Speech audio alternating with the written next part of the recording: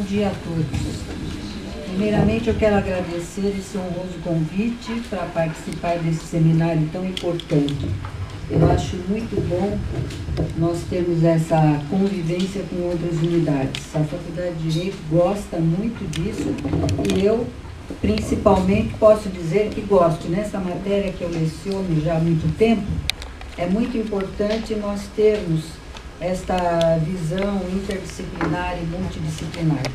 A Faculdade de Direito da USP tem a honra de ser a primeira faculdade brasileira que introduziu na sua grade curricular a disciplina Direito de Autor, desde 1972, como disciplina autônoma. Temos esta honra de sermos os pioneiros. Hoje existe um grande interesse, outras faculdades também têm, e eu vejo isso com ótimos olhos, bons olhos, porque o judiciário precisa estar aparelhado para decidir as questões de direito autoral, principalmente nesta nova era, que é a quarta era dos direitos, é a era da biomedicina e das telecomunicações, no dizer de Norberto Bobbio. A primeira discussão a respeito de uma nova lei é a seguinte: será que nós precisamos de uma nova lei inteira, uma lei que revogue inteiramente a atual Lei 9.610 de 98, ou bastariam algumas adaptações às novas tecnologias, à quarta era dos direitos, à sociedade da informação?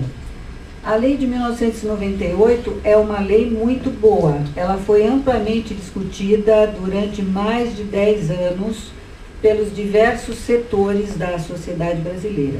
Não foi uma lei imposta, foi uma lei plenamente discutida. E apesar de ter sido feita já há algum tempo, ela já previu algumas coisas, como o já mencionado suporte imaterial. É claro que nós precisamos de adaptações, mas acredito que seria o melhor caminho, e este é o pensamento de vários autoralistas e de sociedades de autores, no sentido de que seria melhor adaptar a nova lei e não revogá-la inteiramente. Em direito de autor, nós trabalhamos com algumas dicotomias. O direito de autor tem duas vertentes: direitos patrimoniais e direitos morais. Aliás, melhor será colocar os direitos morais antes. São direitos de personalidade do autor, como direito à paternidade, o direito de imodificabilidade da obra por terceiros, por exemplo. E os direitos patrimoniais. Trabalhamos sempre com essa dicotomia, e isso é muito importante para se compreender uma lei de direitos autorais, qualquer que seja ela, seja a lei atual, seja a lei futura. Nós trabalhamos também com uma outra dicotomia, que já foi mencionada na palestra da doutora Patrícia, que é o suporte material, que é simplesmente o suporte físico no qual se materializa a obra, e o corpo místico, ou a própria criação. Quem adquire um livro adquire o suporte material apenas, não adquire a criação, porque esta é própria do autor, que pode ter licenciado a obra para terceiros, o denominado cessionário. Eu gostaria de dizer também que nós precisamos ter presente que um autor pode autorizar gratuitamente o uso de sua obra, e pouco se dá ênfase a isto. Alguns instrumentos novos que são discutidos, como o Creative Commons, parecem desconhecer que um autor pode licenciar gratuitamente. E muitos autores brasileiros fazem isso. Eu lembro do nosso querido Carlos Drummond de Andrade, que licenciou gratuitamente suas obras, quando consultado para tanto, mas que foi ao Supremo Tribunal Federal para defender a sua obra usada indevidamente pela Bloch Editores, numa antologia na qual se aproveitaram muitos trechos de suas obras sem consentimento. O autor pode licenciar gratuitamente e em muitas ocasiões interessa a ele. Eu gostaria de lembrar também, para nós entendermos a lei, que a Declaração Universal dos Direitos do Homem, de 1948, estabelece no artigo 27 tanto o acesso ao conhecimento, que é de fundamental importância, como no item 2, o direito do autor sobre as suas criações. Então, nós temos de conviver com este equilíbrio, às vezes difícil de ser alcançado, entre acesso ao conhecimento de um lado e o direito de autor do outro. O direito de autor ou do autor é o direito sobre sua obra, o produto do seu trabalho. Pela Constituição brasileira, tanto a atual como as anteriores, o trabalho é um valor social, está no artigo 1º, inciso 4º da Constituição da República, como o fundamento dela, entre outros, o valor social do trabalho. Trabalho que, em princípio, é remunerado. Se alguém quiser trabalhar gratuitamente, ou em algumas exceções, ocasiões, pode fazê-lo. Mas deve-se entender o direito de autor como o direito ao produto do trabalho do autor. Criações literárias, artísticas, científicas e quaisquer modalidades de criações, que em princípio são amplas, existem exceções no artigo 8º, num elenco ou rol que deve ser interpretado restritivamente, porque, em princípio, as criações todas são protegidas com as exceções expressas da lei. Eu acompanhei a discussão do novo anteprojeto de lei que foi posto em consulta pública. E eu falarei sobre alguns artigos da versão pós-consulta pública. Os senhores encontrarão inteiro teor no site do Ministério da Cultura. Existe até um quadro comparativo entre a lei atual, o texto antes da consulta pública e o texto pós-consulta pública. Eu verifiquei que já houve muitas inovações, e boas inovações. A primeira versão se pautava por um excesso de restrições ao direito de autor, excesso, e também por uma excessiva intervenção do Estado em assuntos privados.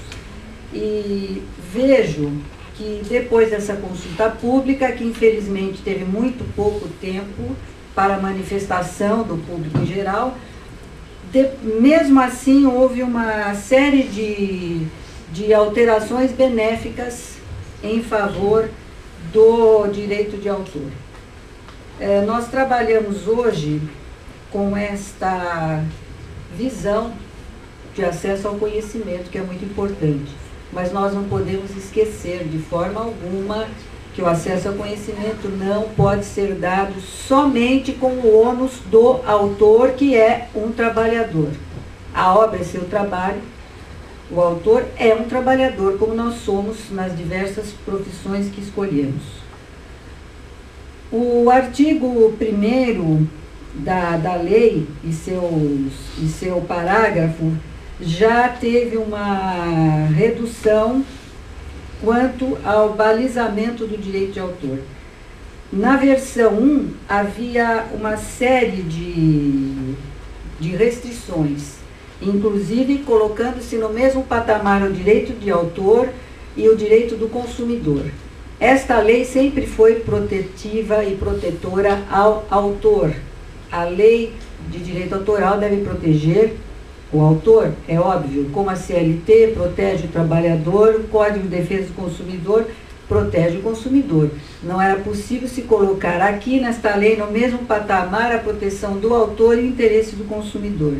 O consumidor já está bastante protegido pelo Código de Defesa do Consumidor. E quanto a este assunto de direito autoral, ele tem muito a ver com o corpo mecânico, com o suporte físico e pouco a ver com a criação. Pelo menos não no mesmo patamar da proteção que se dá ao autor. Isto foi corrigido no anteprojeto na versão 2. embora restem alguns resquícios, por exemplo, no artigo 28 e no artigo 110A, em que ainda se pune o próprio autor, curiosamente, por uso abusivo da obra.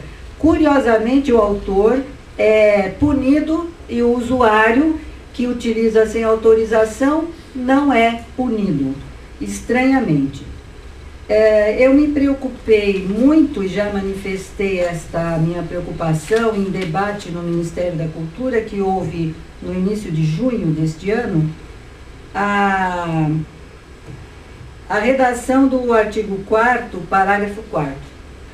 Para fazer um parênteses, eu gostaria de lembrar que a primeira lei brasileira inteiramente dedicada ao direito de autor data de 1898.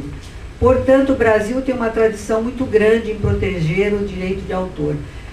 Havia normas esparsas, como, por exemplo, na Lei de Fundação dos Cursos Jurídicos, de 1827, no Código Criminal do Império, de 1831, mas uma lei inteiramente dedicada ao direito de autor, nós tivemos a partir de 1898, logo após a Convenção de Berna, que é de 1886, que está em vigor entre nós, e na maioria dos países desenvolvidos, pouquíssimos países não assinaram a Convenção de Berna em suas várias revisões. Existe a tradição no sentido de que negócios jurídicos que envolvem os contratos, que envolvem direito de autor, têm interpretação restritiva em favor dele. Eu vejo com muita dúvida e perplexidade o parágrafo 4º, que estabelece que num contrato de adesão adotar-se-á a interpretação mais favorável ao autor. Não deve ser só no contrato de adesão, que é o contrário de contrato paritário, aquele que é amplamente negociado. A interpretação deve ser sempre favorável ao autor, que é a parte mais fraca nessa relação jurídica. Essa é uma tendência internacional, não só na lei de direitos autorais, como em qualquer lei em que haja um descompasso entre as duas partes, um desequilíbrio entre uma parte e a outra, sendo uma delas a parte vulnerável, como é o caso na relação em que existe direito de autor. Há, sim, muitas boas inovações na lei, e eu vejo com grande satisfação esse novo rumo que tomou o Ministério com a presença e a posse da ministra Ana de Holanda, que é uma pessoa muito comedida e muito ponderada, a quem eu muito admiro. Creio que há boas coisas que nós podemos elogiar e algumas coisas em que ainda tenhamos de ter alguma dúvida. Por exemplo, o artigo 8º da lei, como eu já aludi no início da palestra, é o artigo que trata das exceções nas quais não incide direito de autor. Por exemplo, tratados, leis, não incide direito de autor. Também, um artigo que é muito importante são as normas técnicas. Não incide direito de autor em relação à ideia em si, que não é protegida, mas sim a ideia formalizada, desenvolvida. Todos nós podemos ter a mesma ideia, mas o direito de autor vai proteger a forma pela qual esta ideia se expressa, bem como os procedimentos normativos, por exemplo, as normas da ABNT, que não são protegidas pelo direito de autor.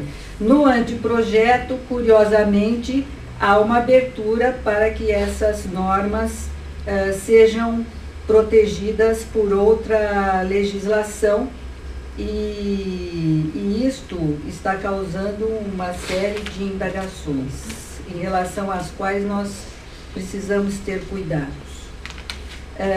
Há algumas obras que não são expressamente protegidas na lei atual e que serão agora na nova lei.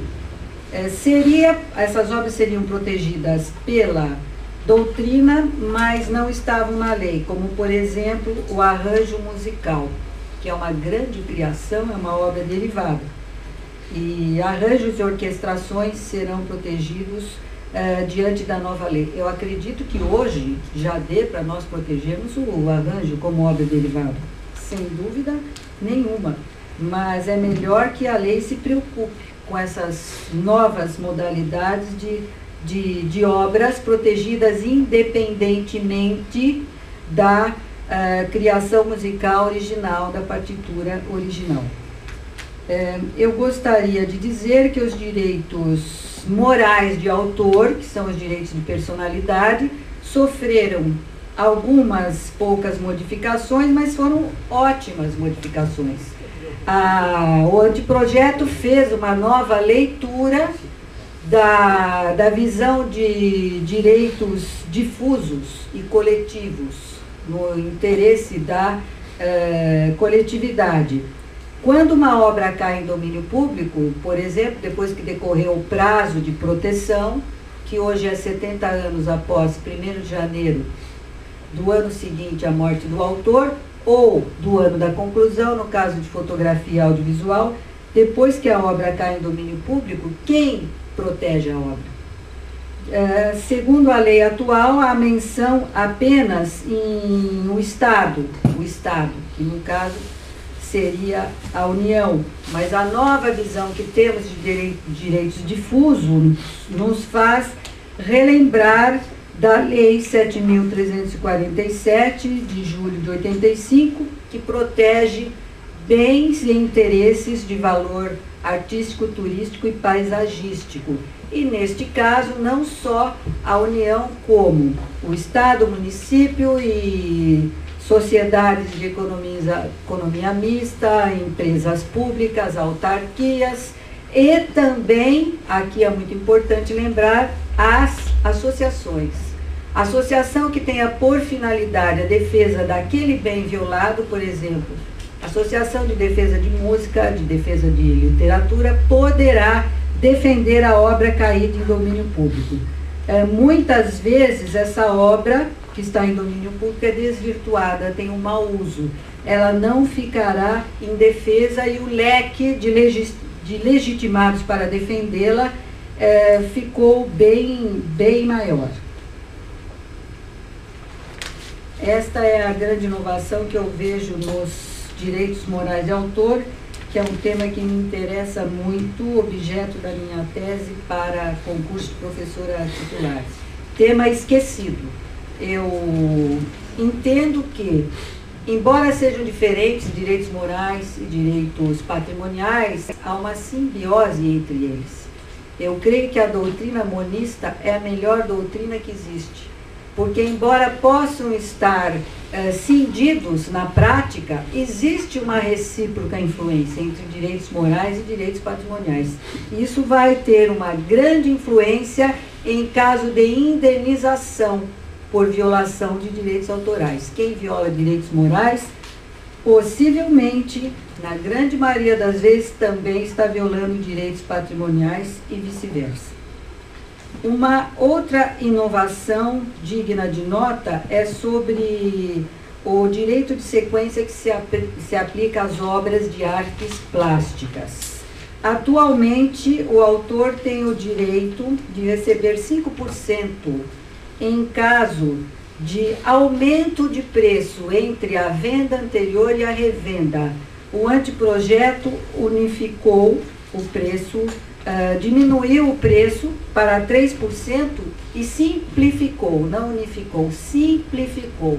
Em cada nova alienação, não importa se houve aumento de preço ou até diminuição, o autor e seus sucessores, ou seus sucessores, em caso de morte, irão receber 3% desta revenda. É melhor receber menos, mas receber, do que nada receber. Eu lembro que na lei de 1973, anterior a de 98, o valor era não pagável, era absurdo, porque era 20% na chamada mais-valia. É melhor receber menos. Hoje é 5%, mas tem que se fazer a conta de valor da mais-valia. E a partir de agora, 3%. Este direito é um direito híbrido, porque ele vai permanecer para sempre, porque é um direito irrenunciável e inalienável, característica de direitos morais de autor, que, portanto, não cairiam no domínio público, exceto quando não há nenhum herdeiro que tenha esta condição. Isso é determinado pela lei civil. É importante também que a lei enfatiza ser da responsabilidade do vendedor, do intermediário, o pagamento deste preço. E ele fica configurado como depositário. Entramos agora num capítulo importantíssimo que se refere às limitações aos direitos autorais. Este capítulo é um capítulo bastante polêmico. Já existe uma grande diferença entre a Convenção de Berna, que o Brasil assinou, é signatário há muito tempo, desde logo, e a proposta do anteprojeto. Tanto o anteprojeto 1 como o anteprojeto 2 ampliam o leque de limitações aos direitos de autor, isto é, hipóteses nas quais o direito de autor não incide. Incidiria. Não são aquelas obras não protegidas pelo direito de autor, como os procedimentos normativos, leis, tratados e convenções. Existe o direito de autor, mas nesta hipótese não incide, ele não incide, por isso se chama limitação. O artigo 46 atual utiliza a palavra reprodução. Não incide, não há ofensa ao direito de autor na reprodução, o que é menos do que na utilização, que tem uma dicção maior, que é usada tanto no anteprojeto 1 como no anteprojeto 2. Então, é para nós prestarmos atenção. Há muito mais limitação quando a lei estabelece utilização do que em reprodução. Reprodução é apenas uma parte, uma vertente da reprodução. Existe um artigo digno de elogio, que é o que trata da reprodução por qualquer meio ou processo em uma só cópia e por pessoa natural para seu uso privado e não comercial de obra legitimamente obtida, exceto por meio de locação. Quer dizer que quem adquire um CD ou um livro pode fazer cópia para uso próprio, para uso do próprio copista, sem fim comercial. É uma coisa que todos nós já fazemos, porque é impossível e é injusto, é um excesso da lei atual proibir a cópia quando o adquirente é o adquirente do corpo mecânico que adquiriu legitimamente. Então, isso está corrigido pelo anteprojeto, tanto na versão 1 como na versão 2. O suporte material legitimamente adquirido permite, sim, que se faça cópia pelo próprio copista, pelo próprio adquirente, sem fins comerciais. Isto corrige uma grande distorção e criticada com justo motivo na lei atual.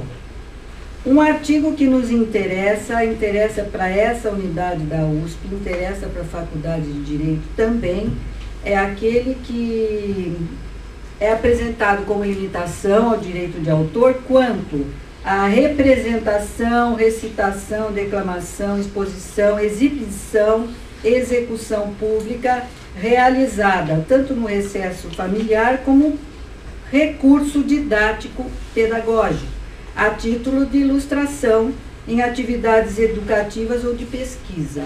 É o que nós fazemos quando damos nossas aulas com recurso audiovisual. Na Faculdade de Direito há vários cursos de pós-graduação e usamos também no bacharelado, em que nós nos socorremos de filmes para explicar qual é o tema jurídico, qual é o embate jurídico.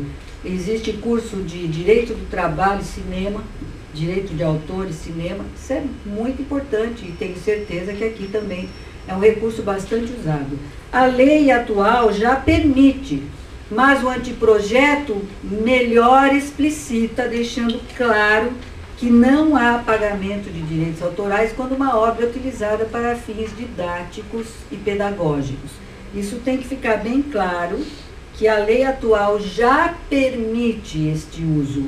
Não é para nós exagerarmos, criticarmos tanto a lei atual, dizendo, como eu já li, que a lei não permite este uso. Permite, sim, no inciso 6º do artigo 46, e hoje a proposta, a nova proposta, melhora e explicita melhor.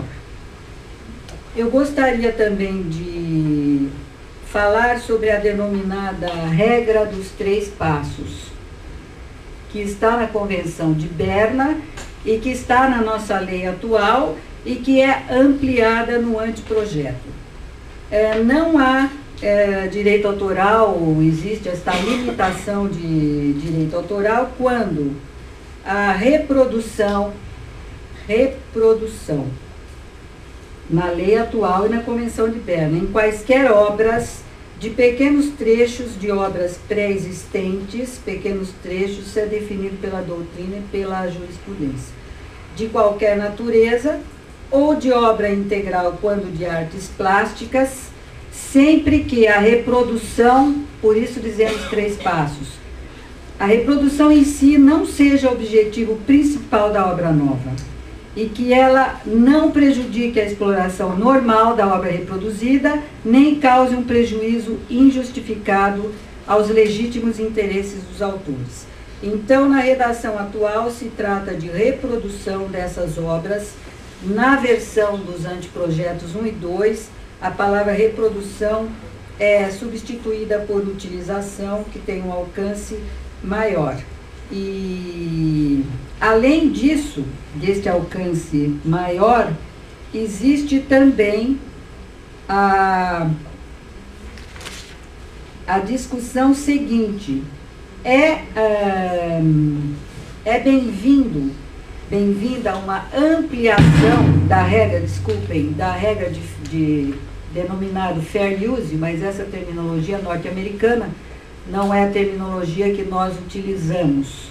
O nosso sistema de civil law de Convenção de Berna alude a limitações de direito de autor, mas é praticamente a mesma coisa, é o uso justo de limitações. É possível haver uma limitação por meio de uma cláusula geral em que o juiz verifique, no caso concreto, se pode ampliar ou não essa limitação? Esta é uma discussão bastante grande, está no parágrafo 1º, parágrafo 2º, principalmente no parágrafo 2º do artigo 46 do projeto atual. Então, resumindo, o anteprojeto propõe uma ampliação por meio de uma cláusula geral das limitações.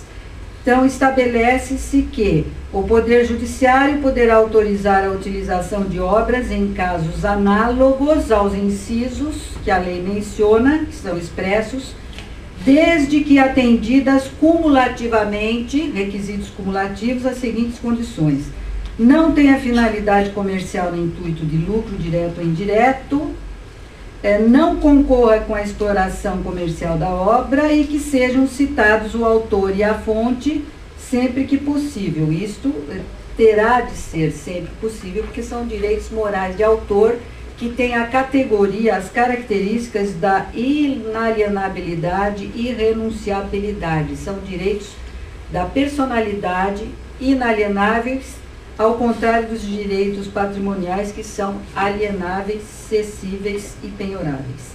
Então, o Poder Judiciário poderá ampliar em casos análogos.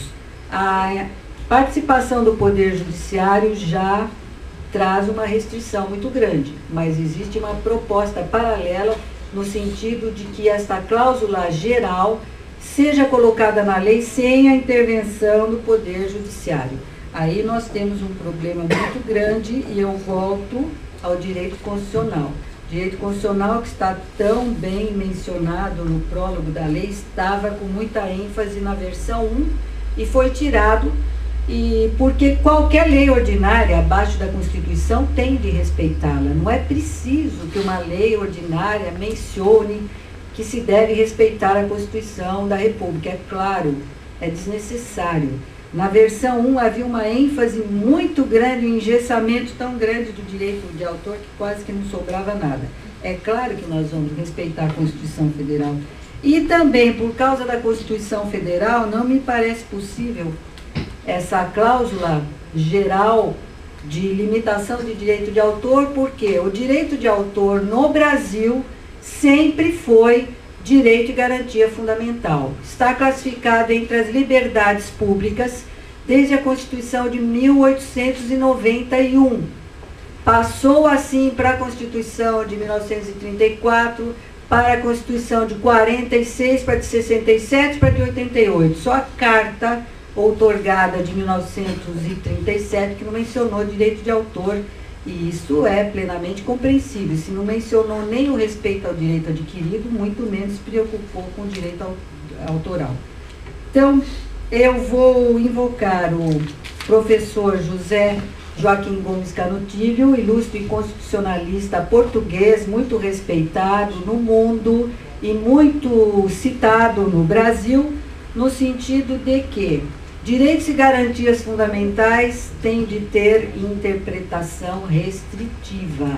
Portanto, não podem ser objeto de uma cláusula geral, como é a proposta do projeto e como é ainda a proposta de algumas pessoas que querem retirar a intervenção do Poder Judiciário.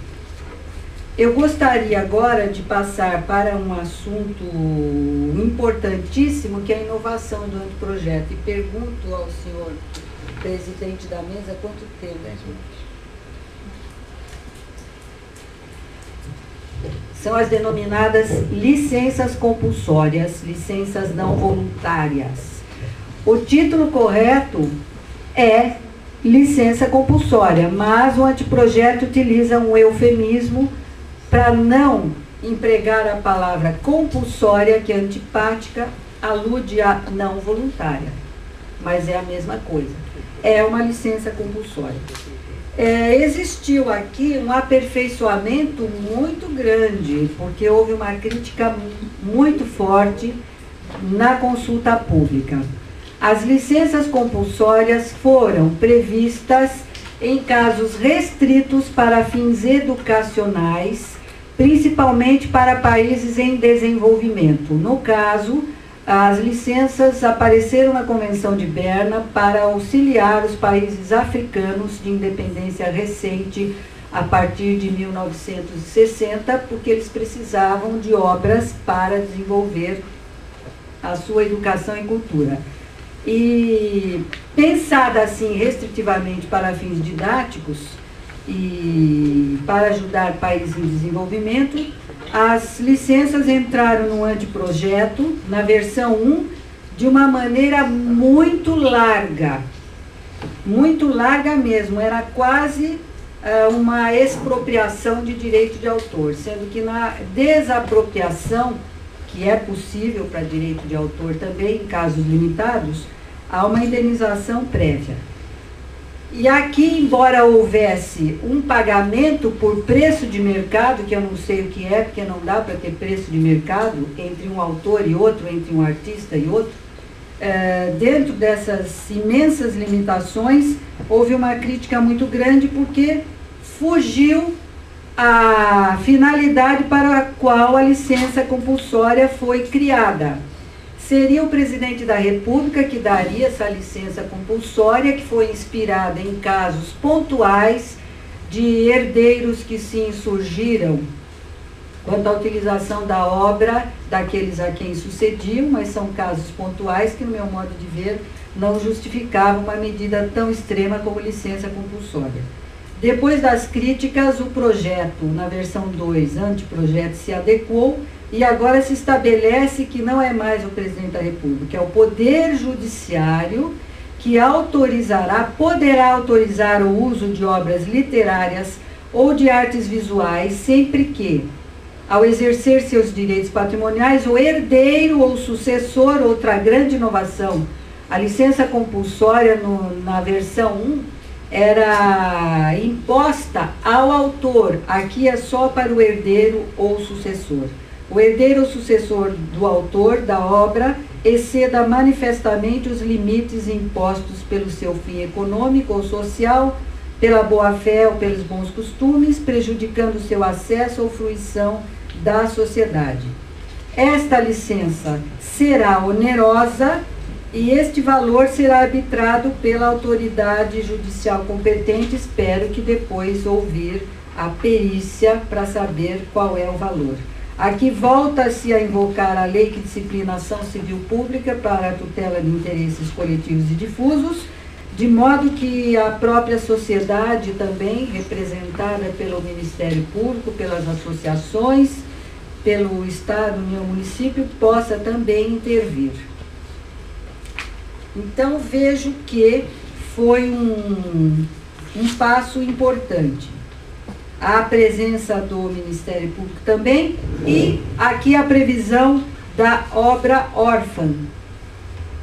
Eu creio que com o sistema atual do anteprojeto, que vai prever um amplo registro das obras, o que eu acho muito bem-vindo, porque quem quiser ser usuário saberá quem é o autor da obra.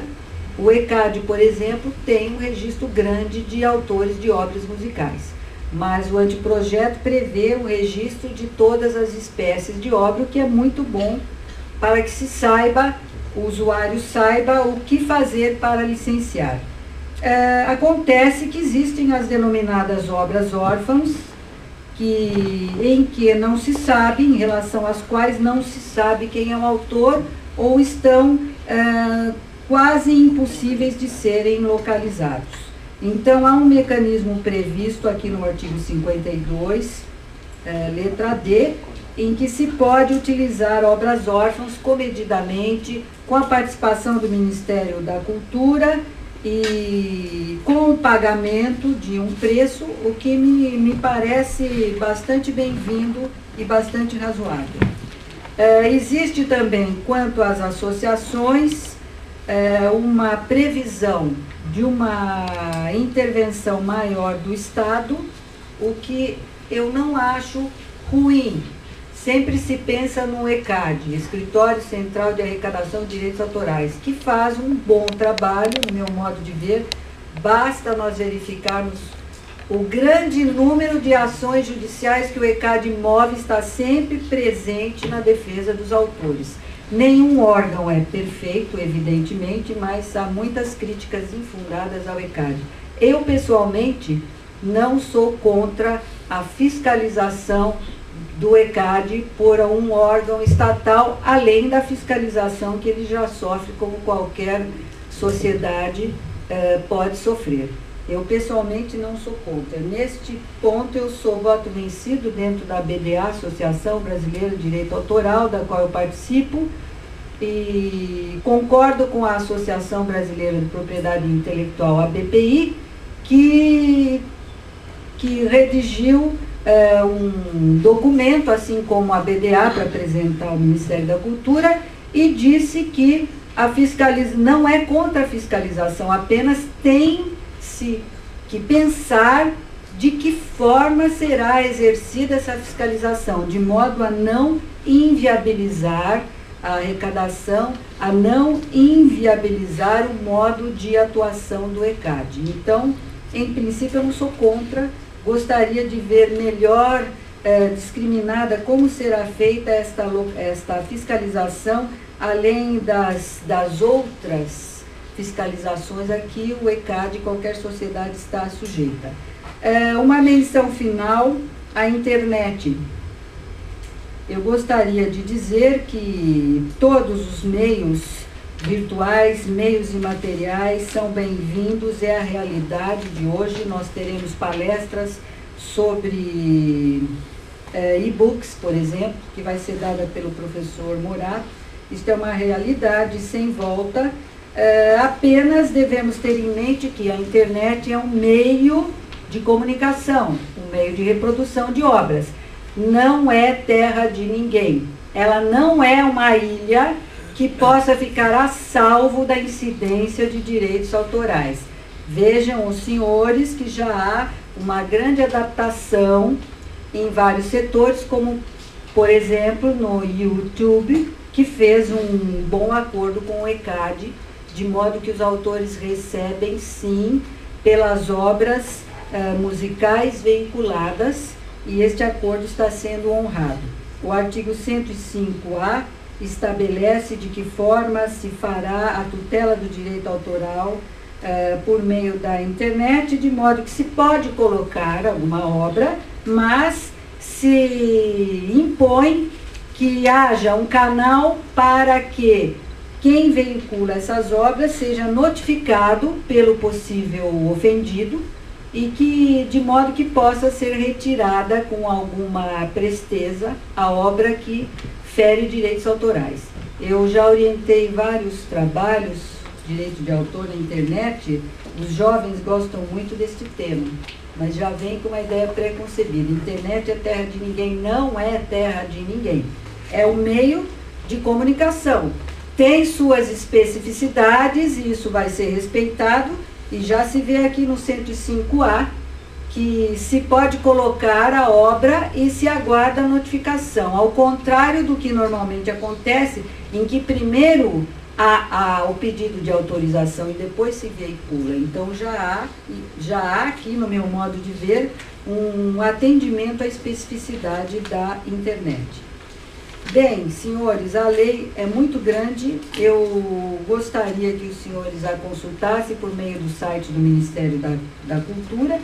E na minha conclusão final, eu creio que a lei atual de 98 não precisa ser revogada inteiramente, basta que ela se adapte às novas tecnologias e dessa forma, com esses bons propósitos do Ministério da Cultura, de inclusive discutir publicamente um novo anteprojeto de lei, e desta forma, com alterações pontuais, se possa chegar a um bom termo e que será inclusive mais célere. Se votar uma nova lei, me parece ser mais vagaroso e complexo no sistema de processo legislativo do que adaptar uma lei boa que está em vigor.